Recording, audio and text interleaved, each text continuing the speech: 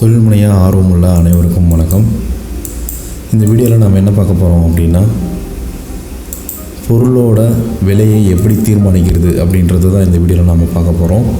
அது உற்பத்தி செஞ்ச பொருளாக இருந்தாலும் சரி, இல்லை சேவை வகையில் வந்த பொருளாக இருந்தாலும் சரி, அதோடய விலையை எப்படி தீர்மானிக்கிறது அப்படின்றத தான் இந்த வீடியோவில் நாம் பார்க்குறோம்.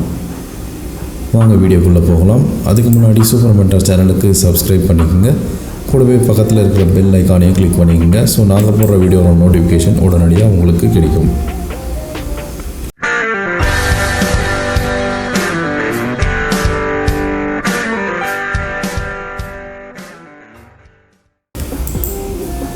முதல்ல நாம் எலிமெண்ட் ஆஃப் காஸ்ட் அப்படின்னா என்னன்றது பார்க்கலாம். அதில் மொத்தம் 3 இருக்குது.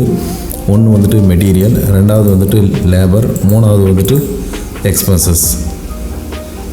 இந்த மெட்டீரியலில் வந்து பார்த்திங்கன்னா டைரக்ட் காஸ்ட் இருக்குது, இன்டைரக்ட் காஸ்ட் இருக்குது. அதாவது direct material cost, indirect material cost 2 இருக்குது. உதாரணத்துக்கு பார்த்திங்கன்னா, ஒரு ஷர்ட்டை வந்துட்டு நம்ம தைக்கிறோம் அப்படின்னா அதில் பார்த்திங்கன்னா கிளாத் வந்துட்டு டைரக்ட் காஸ்ட்டில் வரும்.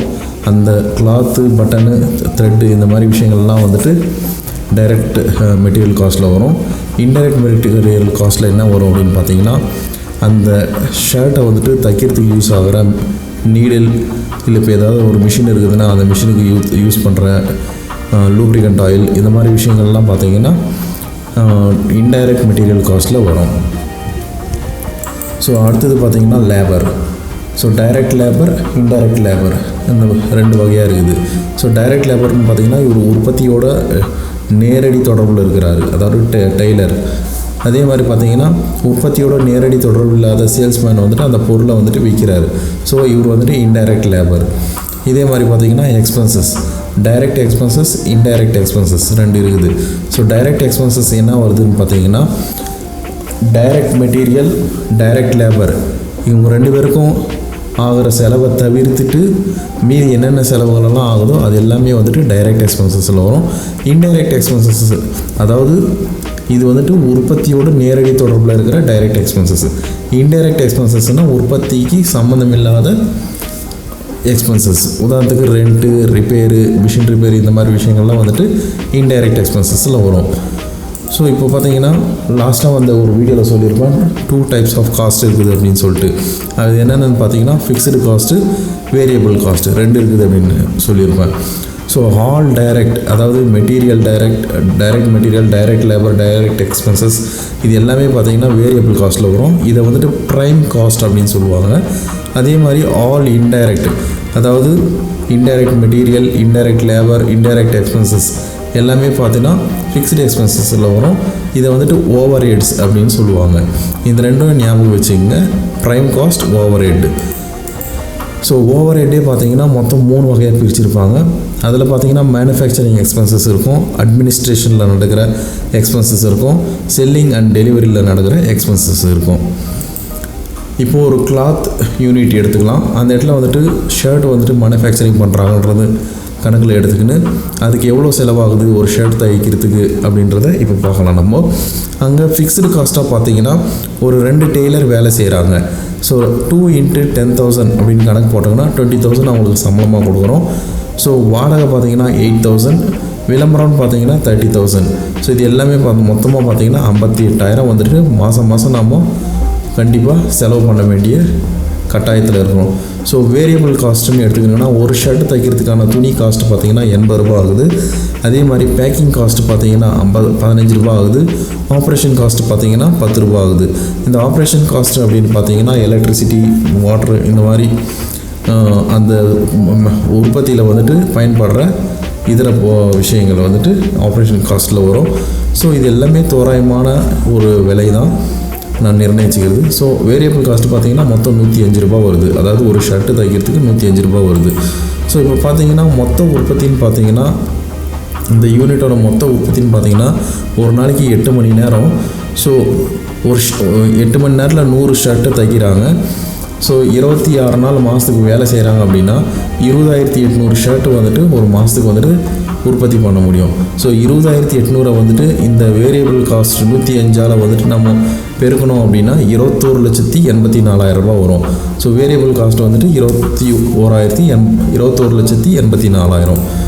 ஸோ இந்த ப்ரைஸ் பர் கிளாத் ஒரு ஷர்ட்டுக்கு எவ்வளோ ஆகுது அப்படின்றத கண்டுபிடிக்கிறதுக்கு வந்துட்டு ஒரு ஃபார்முலா இருக்குது.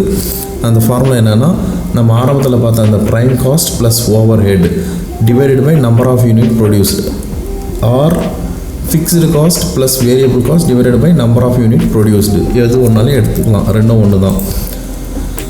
ஸோ இப்போ பார்த்தீங்கன்னா ப்ரைஸ் பர் கிளாத் பார்க்க போகிறோம். இது ஃபிக்ஸ்டு காஸ்ட் வந்து நமக்கு ஆல்ரெடி தெரியும் 58,000. வேரியபிள் காஸ்ட்டும் நம்ம கண்டுபிடிச்சிட்டுக்கிறோம் 21,84,000 அப்படின்னு சொல்லிட்டு. ஸோ நம்பர் ஆஃப் யூனிட் ப்ரொடியூஸ்டும் நமக்கு தெரியும் 20,800 நம்பர் ஆஃப் ஷர்ட்ஸ் வந்து நம்ம மேனுஃபேக்சரிங் பண்ணுறோம் அப்படின்னு சொல்லிட்டு. ஸோ இது ரெண்டுத்தையும் நம்ம கூட்டணும் அப்படின்னா 22,42,000 வருது. இதை வந்துட்டு நம்பர் ஆஃப் யூனிட்டில் வந்துட்டு நம்ம டிவைட் பண்ணுறோம் 20,800 வருது. ஸோ ஒரு ஷர்ட்டுக்கான காஸ்ட் பார்த்தீங்கன்னா 107.78 பைசா ஆகுது. இதில் ஃபிக்ஸ்டு காஸ்ட்டோட மார்ஜின் எவ்வளோ, கான்ட்ரிபியூஷன் எவ்வளோன்னு பார்த்தீங்கன்னா $2.78 வருது.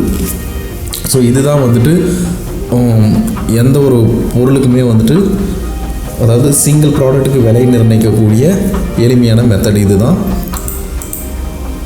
இப்போ நம்பர் ஆஃப் யூனிட் ப்ரொடியூஸ், இப்போ உதாரணத்துக்கு நம்ம நிறைய ப்ராடக்ட் வந்துட்டு உற்பத்தி பண்ணியாச்சு, அதுக்கு ஈக்குவலாக வந்துட்டு சேல்ஸ் இருந்தால் தான் நமக்கு வந்துட்டு லாபமும் இருக்கும்.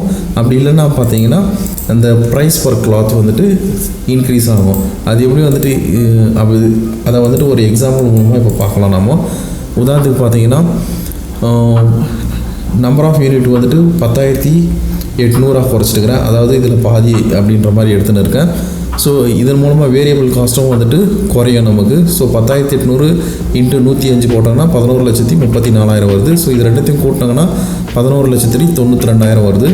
டிவைடட் பை 10,800 நம்ம வந்து டிவைட் பண்ணோன்னா ஒரு ஷர்ட்டுக்கு பார்த்தீங்கன்னா 110.37 அப்படின்ற மாதிரி வருது.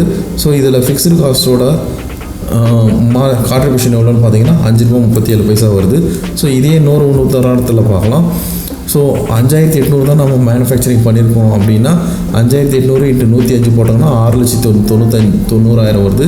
ஸோ ஃபிக்ஸ்டு காஸ்ட்டு மாறாது. இது ரெண்டுத்தையும் சேர்த்தோம் அப்படின்னா 6,67,000 வருது. ஸோ 6,67,000 டிவைடட் பை 5,800 நம்ம வகுத்தோங்கன்னா ஸோ $115 ஒரு ஷர்ட்டுக்கு வருது. ஸோ இதோட ஃபிக்ஸ்டு காஸ்ட்டு கான்ட்ரிபியூஷன் எவ்வளோன்னு பார்த்தீங்கன்னா $10.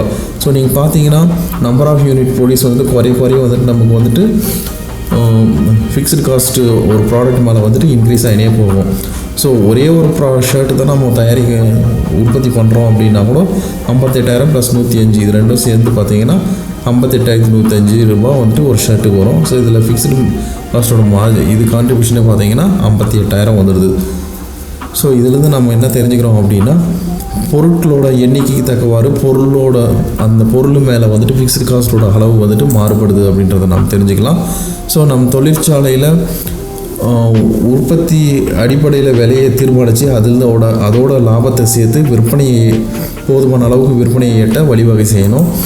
விற்பனை சம்மந்தமான ஒரு வீடியோ வந்துட்டு ஆல்ரெடி நான் போட்டிருக்கேன். அது மேலே வர இந்த ஐக்கானை கிளிக் பண்ணி நீங்கள் அந்த வீடியோவை பார்த்துங்க. ஆரம்பத்தில் வந்துட்டு ஓவர் ஹெட்டை குறைவாக வச்சுக்கின்னு தொழில் தொடங்கணும் அப்படின்றது தான் எல்லாமே அடிப்படையாக இருக்குது. ஸோ இந்த பேசிக்கான விஷயங்களை வந்துட்டு கடைப்பிடிச்சு தான் சைனாவில் இருக்கிற மிகப்பெரிய நிறுவனங்கள்லாம் வந்துட்டு உற்பத்தியை வந்துட்டு அடித்து தள்ளுறாங்க அவங்க. ஸோ அவங்களோட ஃபிக்ஸ்டு காஸ்ட்டு பார்த்திங்கன்னா ரொம்ப குறைவாக போயிடுது. அதே மாதிரி பார்த்திங்கன்னா அவங்க மூலப்பொருட்களை பர்ச்சேஸ் பண்ணுறத வந்துட்டு அளவுக்கு அதிகமாக, அதாவது உற்பத்தி அதிகமாக இருக்கிறதுனால மூலப்பொருட்களையும் வந்துட்டு குறைஞ்ச விலையில் வாங்கக்கூடிய சாத்தியக்கூறுகள் அவங்களுக்கு இருக்கிறதுனால வந்துட்டு எந்த ஒரு பொருளையுமே வந்துட்டு மிக குறைஞ்ச விலையில் வந்துட்டு அவங்களால வந்துட்டு உற்பத்தி பண்ண முடியும். ஸோ அதை உலக மார்க்கெட்டுக்கு எடுத்துன்னு போகிற அளவுக்கு அவங்க கவர்மெண்ட் வந்துட்டு சப்போர்ட் பண்ணுறதுனால எக்ஸ்போர்ட் பண்ணி மிகப்பெரிய அளவில் வளர்ந்துருக்காங்க. ஸோ இதுதான் வந்துட்டு ஒரு ப்ராடக்ட்டுக்கான ப்ரைஸை தீர்மானிக்கிற வழிமுறைகள். ஸோ உங்களுக்கு இந்த வீடியோ யூஸ்ஃபுல்லாக இருக்கும் அப்படின்னு நினைக்கிறேன். இந்த வீடியோ பிடிச்சிருந்தால் லைக் பண்ணுங்கள். வாழ்க்கையில் முன்னேற துடிக்கிற உங்களுடைய நண்பர்களுக்கு ஷேர் பண்ணுங்கள். சூப்பர் மென்டார் சேனலுக்கு சப்ஸ்கிரைப் பண்ணுங்கள். தேங்க்ஸ் ஃபார் வாட்சிங்.